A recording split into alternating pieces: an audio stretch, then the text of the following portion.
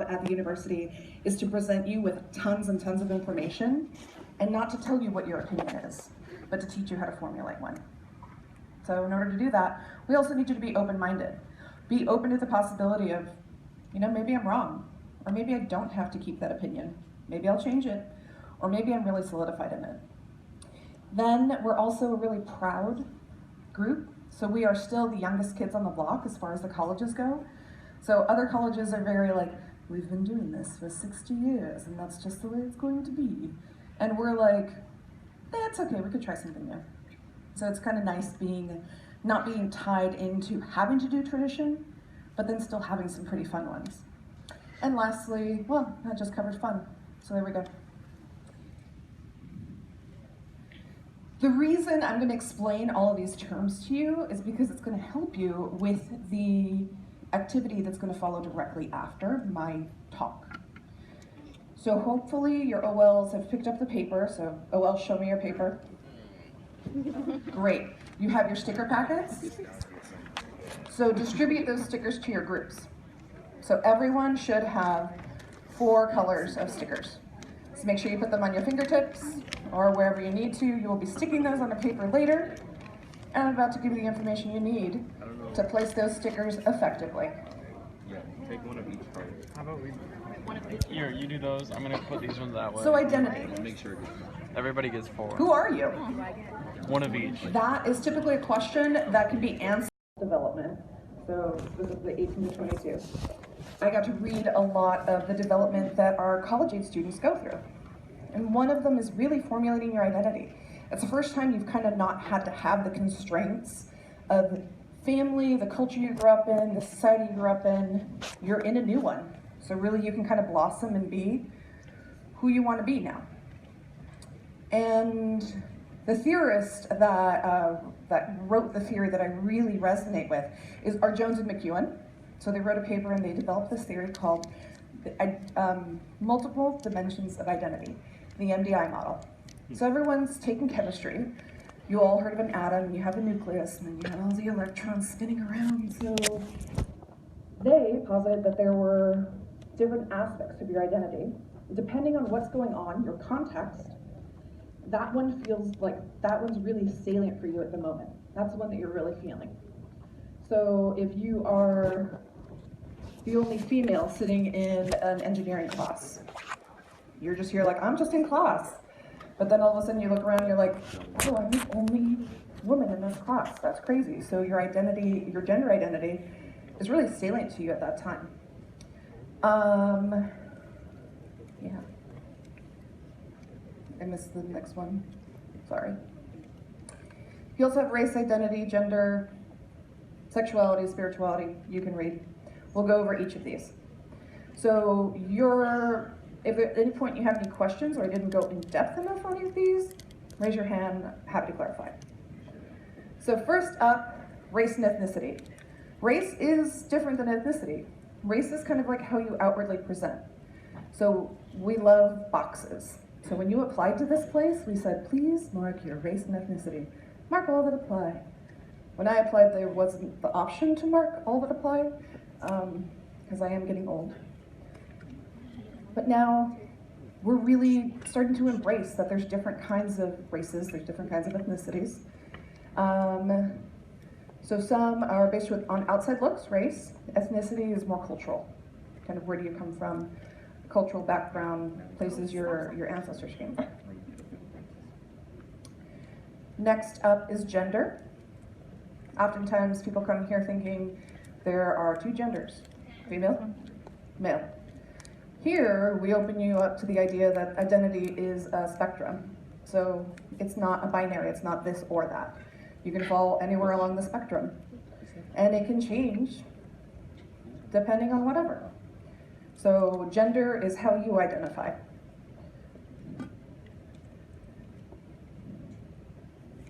Sexuality. What turns you on? Who turns you on? Are you attracted to the same gender? Are you attracted to the opposite gender? Are you asexual and not attracted to anybody at all? Are you pansexual? You're ready for really the spectrum? So sexuality is a big part of our identities. Oftentimes, this is the age where you start really embracing that part of yourself. Spirituality, the belief there is no higher being. So some people practice formalized religions. Some people just kind of have this general belief in a higher being, or some people believe that there is no such thing. There is no higher being. Where do you fall? Ability. So all of you are pretty able-minded. You got into this university. You have one of the elite minds. That's why we let you in. Not everyone has that same experience, right? So some people have learning disabilities. Some people just have cognitive disabilities. It's also on the physical spectrum. Are you an able-bodied individual? Do you suffer any illnesses? Does your body work on a regular basis? Do you need help or accommodations to be able to function?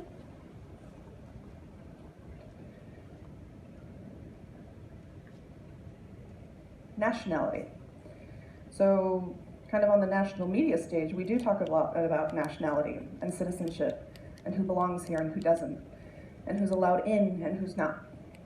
So nationality. What country are you a citizen of? And what privileges does that afford you? Or what constraints do you have to deal with if you're residing in a place where you're not a citizen? Class. How much money do you have access to? Were you born into an affluent family? Or was money kind of a constant struggle in your life? Was or currently is? And lastly, my favorite, the magic box. So we get that you are way more complex than just your gender, nationality, race, ethnicity, and all those other boxes that I just mentioned. So this is that part of you that I didn't mention, but it's so a part of you, there's no way you could describe yourself without it. So here's where I give you my example. So my magic box is being a fat person. And I know it makes people uncomfortable when I say the word fat, and they're like, it's a fat person using the word fat. I don't know how to deal with this. But it's kind of one of those, like, it's been used against me so much where I'm like, well, I'm just gonna take that word right back. Oh, thank you. So nice having like a fan in the front. So with that, there are stereotypes. There are assumptions made about me just when I freaking walk in a room. I'm like, I'm just here to get a bagel. So assumptions, I feel like fat people are considered dumb. Like I feel like it's like a thing where I feel like, no, I need you to know how smart I am. Let me be witty and let me tell you all the weird trivia I know and all the things that I can do. Kind of like, oh, they're not meant to be beautiful. So it's a different kind of beauty. It's my beauty. So I had to embrace being like, all right, so I don't shop in a normal place because they don't make clothes my size. And I'm not like hiding cookies in my bed or eating whole pizzas or anything. I just happen to have a body that really holds on to fat. It's been interesting. When I went to the doctor to say, hey, no, I'm here for a checkup. I want to have a kid. The doctor straight up was like, I highly doubt you could even get pregnant. And I was just like, you haven't even looked at my chart. You like literally just met me. How do you make that kind of assumption about me? So I'm very thankful that I was able to have a healthy, normal pregnancy. And I have a wonderful baby that was happy and healthy. But I knew that that wasn't the doctor for me. But it's kind of a crazy experience to be like, man, like you just off the bat, these are assumptions that are made about me. And it's something where I'm like, I was teased mercilessly as a kid for. And now, I'm a little more okay with, but it's still kind of that point of contention. But there's no way I could tell you who I was without sharing this magic box about me.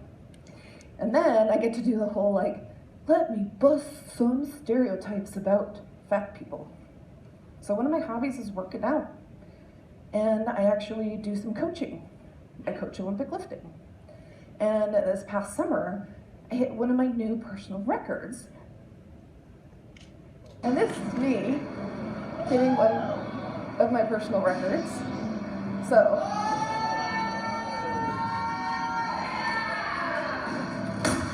that was me deadlifting.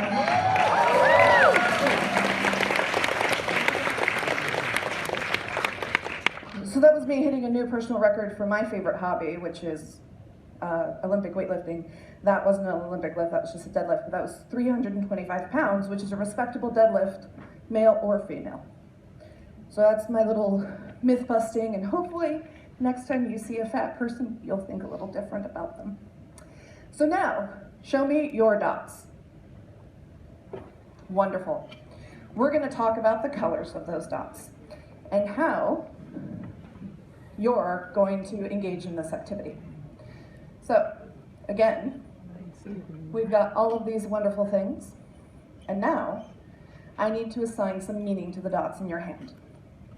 So the first one is going to represent a certain experience you have with one of those dots. Don't worry, once you get to your groups, it'll make more sense. So first up is privilege. So with one of these dots, you've experienced some privilege. So I kind of feel like if this word makes you a little uncomfortable, sometimes it means you've experienced some privilege. So if you're like, oh my God, I just lived such a blessed life, hashtag blessed. I'm gonna think that you've got some privilege in your life. If you're just like, what, privilege? I'm just a person and I just like, no worries, like what's going on? I'm gonna guess that you've experienced some privilege in your life. It means that the society you engage in favors one of your identities. So it's, well, the experience that you all have privilege in is your cognitive abilities.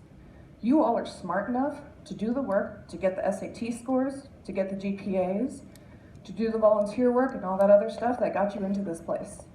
So you're privileged enough to be smart enough to get into this place. And with all those thousands of people that we reject every year, think about it. You are sitting in a privileged spot. Any questions? Privilege. So think about one of those categories I talked about earlier, and that green dot is going to be assigned a privilege. Comfortable. Which one of these identities do you just not have to think about? So the example I like to give is being a US citizen. I wake up in the morning and I'm a US citizen. I don't have to worry about if somebody asks me for a social security number if I'm applying for a job. There you go. I've had one since birth. Paying taxes, collecting taxes, enrolling my kid in school, collecting a paycheck, all these things, or I don't know, I'm sure I have a couple other ideas rolling around in my head. But that is something I'm comfortable with because it's not something I really have to think about. So which one are you comfortable with? And that's gonna be your yellow dot. Yellow dot, you're comfortable with.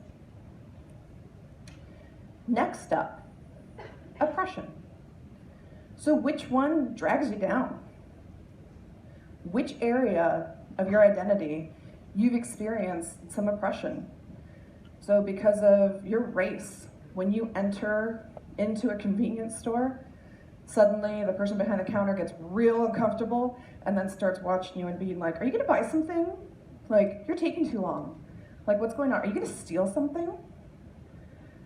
Or, oh, don't worry your pretty little head, you're a girl. Or, this is too, personal experience with my dad. My dad was always like, oh, sweetie, why is your head in the books? Like, no man's gonna want a smart woman, right? So, oppression. Which one of the boxes have you been oppressed, or have you experienced oppression because of? And that is your red dot. And lastly, which one of your identities are you empowered by? Like, this is the one where you're just so proud to be X, it is amazing, and you want to share it with the world. And that is going to be your blue dot. Any questions about your dots? No? All right. So this is the part where, actually, not yet. Sorry. Oh, Sure, and there'll be a cheat sheet up here when you're asked to place them. So green is privilege, yellow is comfortable, red is oppression, and blue is empowerment. Any other questions? Okay. So you're going to break up into small groups, your orientation groups, and you're going to have some discussion. So we're going to talk about your boxes and how they represent for you, and also your experience with those boxes. And when you're in your groups, I'm going to suggest some ground rules, but really it's up to you what's going to make it so you have the richest conversation. So first off, respect, actually no, I said present. So earlier I was making fun of folks for being on their phones, but if you're on your phone, you're not present. Your attention is on your phone. And I know you all stayed up late chatting and doing whatever and not sleeping. It's cool, it's orientation, it's what you do. You're like, there's people to talk to and this is amazing and these are gonna be my best friends forever. I get it, but I don't know, do a lap or something, wake up so you can be present for these conversations. So no zoning out, no daydreaming. Make sure to listen. So active listening, I don't know if you all have ever heard the term before, it's just listening. It's not listening to be like, I have a response to that. It's just listening to the other person and taking in their experience. Not, oh, I don't agree with that, or not, oh, I totally agree with that, and let me tell you about my experience. So it's just listen to the other person. Take space, make space. There are those folks who are always like, I'll talk. Well, for those folks, make some space for other people to talk. And for those of you who don't like to talk, I hope you put yourselves out there and take some space and talk. Embrace discomfort. I guarantee you're probably going to be uncomfortable with something that somebody has to say. So take a step back and think about why it makes you uncomfortable before you just kind of flame all over them or just not talk because you are comfortable. Brave space. This is essentially, these are places for you to start showing who you really are and sharing what your real experiences are. So hopefully you and your orientation group have created a space where you can be brave and kind of share something maybe you've never shared before. Confidentiality, I always like to say it's their story, not yours. So don't tell somebody else's story unless you've asked them it's okay. So keep it confidential because they shared it with you, not Facebook, even though I know you don't use that anymore. And really ask the question of your group and see if there's any other kind of ground rules, guidelines that would really help facilitate conversation. Because it's the conversation that's going to make this activity impactful. So here's your cheat sheet. So there's kind of the rundown of what the different boxes, oh, nope, we're not there yet. So here's a rundown of what all the different boxes mean. And then here is kind of the privilege, oppression, empowerment, comfortable. So any other questions? All right, orientation leaders, you have your reflection questions in your scripts. I'll put them up here once we're done discussing. Oh, question? I think on there, the explanations are kind of switched around. Like the privilege, oppression, empowered, and comfortable. Isn't the comfortable blue or comfortable? Did I mix them up? Yeah. Okay, go with what is up here. If I mixed it up during the talk, I'm very sorry if you memorized it. Go with what's up here, yeah? Any other questions now that I've caused massive confusion? Paper, what you presented on that, it's just that slide. Oh, next slide? It's just that slide that's... Oh, it's just this slide. Okay. All right. Yeah, The paper's right. The paper's right and what you said is right. The slide's not right. Yeah. Go with what works for your group. If you want to go with the paper, just make sure everyone's on the same page. And actually, I'm going to edit this to reflect this, so then everyone's on the same page. All right, let me go edit that. All right, so get in your OL groups and start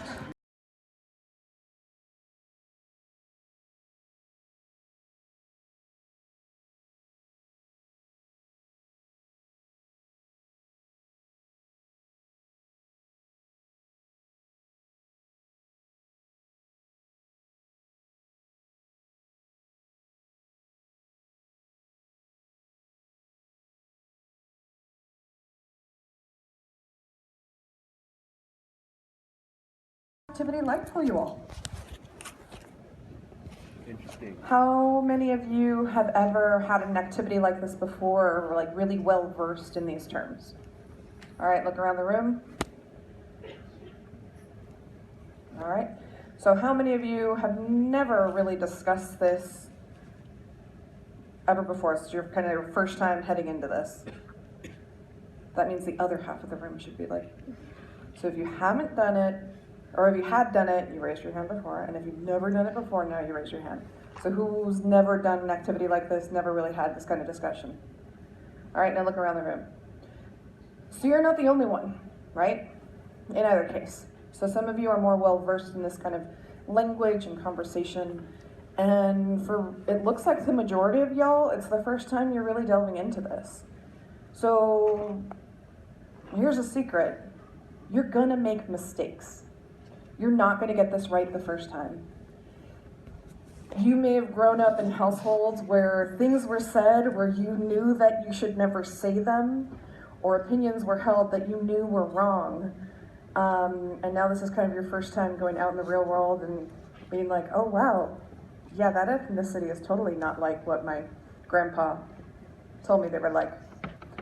Or, oh wow, you know, I've never met someone from this religion before. I had no idea. This person was like so nice. I had no idea that a person from this religion could be such a great individual. So any kind of really impactful moments for you all during this activity? Did somebody say something and you were like, wow, that was amazing. I didn't know that. Any opinions changed for you? Any eyes opened?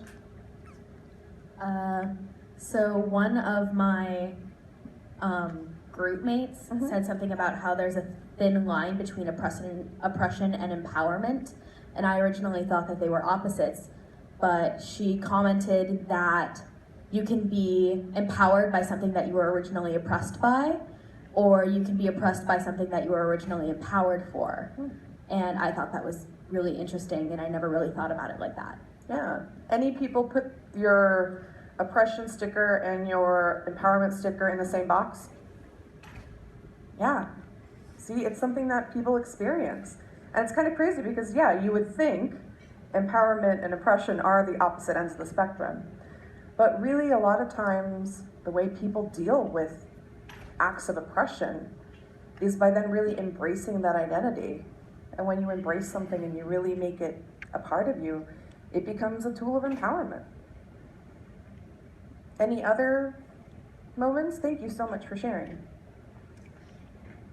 Did any of you have like really quiet groups? Not a lot of talking that happened? Yeah. So this is kind of a pretty heavy thing to be like, hey, you met this morning and you've hung out with each other for a couple hours and now we're gonna talk about privilege and oppression? Yeah, go. So when you all come back and want to be orientation leaders, and then I run this activity with you, and then you're leading the discussions, it's a totally different experience. It is a big thing for me to ask. Hi, welcome to your first official day at college, and I'm going to have you talk about some really deep stuff. And I'm going to want you to put yourself out there in a way you've never done it before. And realistically, some of you might not even have formed all of these aspects of your identity yet. So a thing that I really want to enforce with you is that the people you are today, say goodbye to them. Because when you graduate from here, you're going to be different people. And if you're not, we didn't do our jobs right. So we're going to open up these experiences to you. We're going to make you discuss things that you've never wanted to discuss before, never had the interest of discussing. We also build them into your curriculum. They're called general education requirements. So how many of you are like, man, I gotta do art making? Yeah. But there have been a lot of people who then have taken their art making class and were like, dude, acting was so much fun. And I never would have done it had it not been a GE of mine. Or Viz 2 was amazing. Like I did a sculpture and I had no idea I had that talent inside of me. So we force you to broaden your horizons. We do it in ways like making you sit here in orientation and making you take art making and all of those other variety of general education. But this is just really to get you thinking about how different the people are around you. And that difference is a good thing. It's a wonderful move.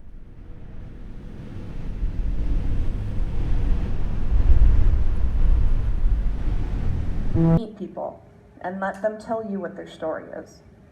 Don't kind of write it for them. It's going to keep you from making connections with lots of amazing people if that's the way you function in life. So any other sharing pieces for the good of the group? Any other really impactful things you're like, this is the best thing I've done in orientation so far? Oh. I think it might be really interesting to see, like, do this activity in, like, 50 years. 50 years? Yeah. Kind of who you are in 50 years? No, I mean, like, in or general. with like students in 50 years? How, like, societal views have changed in 50 Yeah. years. Because right now, I mean, in regards to sexuality, some people they're oppressed by their sexuality, some people they're empowered by their sexuality. Mm-hmm. There's things like gay pride parades, right? And people there feel empowered. Because right now there's sort of two different polar reactions to someone coming out as gay. One, which is probably more common in democratic states, like we're liberal, right? They're like, I'm so proud for you, I'm very supportive. And two is, get out of my house, you're not my son anymore. I haven't experienced that, I'm straight. Yeah. Yeah. So, but yeah. I mean, So it's a yeah. good example. I So mean, yes, 50 things years, change yeah. over time, but I think also what people might experience is like in the 60s, there was Yeah. like this big feminism movement, and we're like, women are no longer oppressed. And then now we're in 2018, which is almost 60 years later. I think in like 50 years, LGBT is going to be more normalized, so that when people bring up that they're gay or bisexual or whatever, you're like, oh cool, Greg, you're gay. Yeah, maybe. Here's not- hoping, yeah. right? I mean, So the hope is we all develop a really rich knowledge and understanding of folks, and these things that people are oppressed by are no longer an issue. So yes, the utopian society would not experience oppression in any category, Yeah. not just LGBT. So I mean, regarding what previous speaker said, like, well, since empowerment is kind of tied to oppression because you're empowered by taking pride in what your oppressors say you can't be prideful of. Are people going to be really empowered by being like lesbian, gay, bisexual, transgender in the future? Because because if it's normalized, right, then it's not really empowering. Right. So here's, let me finish. So- Go ahead and wrap up your thought. So I mean, ideally, Fair question. The utopian society is like meritocracy or something. Well, meritocracy is not a utopian society. It, Well, I mean, it I goes guess to those who can. I mean, I get guess merit. it's not, but I don't know. I guess we have different views. But well, see, of course, this yeah. is kind of conversation. So this is the scary conversation that activities like that breed, right? Because, is there anything else you wanted to add? Go ahead. Yeah? Jesus Okay. Christ, dude. So you decided to use an example of like, hey, you know, in 50 years, maybe sexuality is not going to be a big area of oppression for people because it's going to be normalized. So yes, that's the hope, right? So the hope was back in the 60s when we all kind of kicked this stuff off and started having these really in-depth conversations, gender wasn't going to come up either, but it still comes up. So it really is just an individual experience. And, you know, I don't think that having someone say, you know, this is my area of oppression, I don't think it's really fair for anybody else to be like, no, it's not. Because that's their experience. You may have the exact same checkbox on there, and your experiences can be different. It's 4 o'clock. Yeah, it was the computer, probably. Okay. I saw a hand in the middle. Yeah. Ooh. Where's it? And this is not launching into a grand debate, so if you all want to talk to each other about what you said after, So, I'm happy to point out who said what, but this is not a, you're wrong, da-da-da-da, and I'm gonna get on my soapbox. So, would you like to share your experience with the Yes, activity? I will. Great. So I had a very different experience with the activity. I am very intersectional in my identities. I identify as a lot of like very in between things. So I grew up in a mixed household, as well as like being like I'm pan, so it's not gay or straight, and I'm non-binary too, so it's like not man. Yeah. So I live in a lot of in So betweens. you've already embraced the spectrums. Yes. Okay. And so I think it can, the language we use, I think, tends to put things in binaries that tend to be dangerous. I think when speaking specifically about oppression, it's very, very important to like choose your words and choose how you present those words. So like, I mean, like there's that whole cheesy thing like make I statements, and like on one hand that's super cheesy and kind of it gets annoying after a while, but it's true, right? Like as a queer person, I had a really weird coming out experience that was like I did it on accident, number one, to my sister, and then I had her come out to my parents for me. And I thought I was gonna be kicked out of the house. And it ended up being this weird, my mother was totally chill, but my dad had this weird, I can't kick you out of the house because it's socially unacceptable to do that, but I'm still gonna be weird about it. And so I think a lot of oppression doesn't necessarily have to come from extremism. A lot of oppression, and I think actually the majority of oppression, I would say, comes from moderatism, and the idea that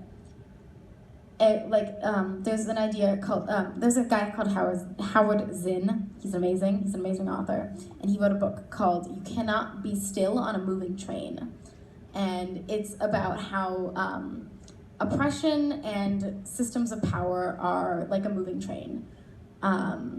And if you are let's say the train is going left. I think it's amazing that you're quoting Sorry. authors and everything else, Yes. and I think you're perfectly illustrating the point that I made at the beginning of you can major in this stuff. So Yeah, you major are in well stuff. into your journey of all of this language and stuff, so that's amazing.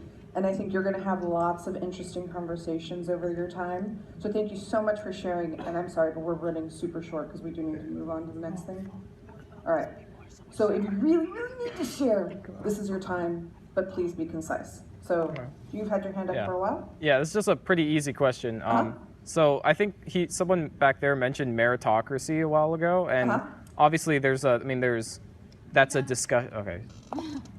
Yeah, so the question was about meritocracy, and I think the theme was brought up, the theme of like, oh, well, the utopian society would be this. And I think, so, obviously as someone who's very, I guess, fluent in this like language, like how would you, like, if meritocracy isn't the utopian society, what is? Because I feel like the satire is always the Harrison Bergeron, everyone just has to be equal, but like realistically, what's the utopian society?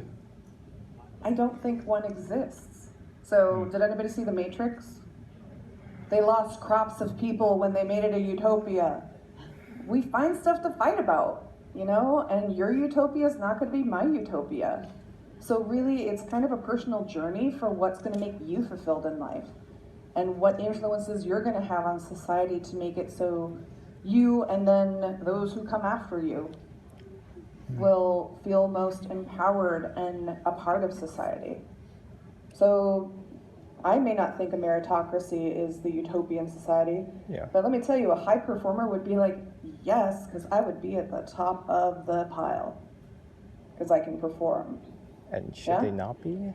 So these are things, and that goes into philosophy. We have a whole department of philosophy. If you want to major in just discussing ideas, go major in philosophy.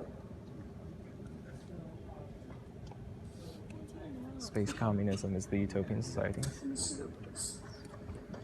Don't get So that. I That honestly was a felt really non-answer. good That that was such a people non-answer. placed, in my group, they placed their comfortable and empowerment stickers in the ability box. And the reason I'm saying that is because based on the fact that you guys are here at U, I felt good that people recognize their talents and abilities, and that many people here will become leaders and fighters and thinkers. So I really appreciate people in my group recognizing that. And I feel sometimes we don't recognize our talents enough, and sometimes we focus more on the negative and the positive.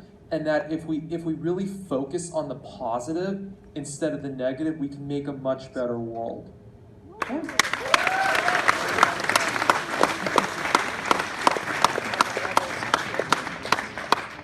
And I guarantee that there are talents and things that you have not yet discovered, but you will discover them here.